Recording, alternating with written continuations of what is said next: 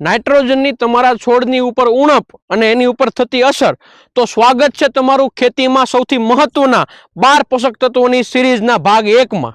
છોડમાં જો નાઇટ્રોજનની ઉણપ હોય તો તમારા જૂના પાન પીળા પડી જાય છે અને નવા પાન લીલા દેખાય છે અને એ પણ ધીમે ધીમે સુકાઈ જાય છે। સ્પષ્ટ રીતે કહું તો ધીમી ધીમી અને કંઠિત વૃદ્ધિ આવે છે। જો ઉણપ વધારે હોય તો તમારા પાકની અંદર ફૂલ પણ બેસતા નથી અને તમારા ઉત્પાદનમાં મોટામાં મોટો નુકસાન આવે છે।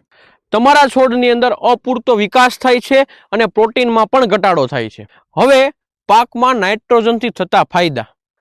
એમિનો એસિડની રચનામાં જરૂરી છે, એટલે કે એ તમારા પ્રોટીનના બંધારણમાં પણ જરૂરી છે। છોડના કોષ વિભાજન માટે આવશ્યક છે અને છોડની સારામાં સારી વૃદ્ધિ માટે મહત્વપૂર્ણ છે। પ્રકાશ સંશ્લેષણની ક્રિયામાં પણ સારામાં સારો ફાયદો કરે છે।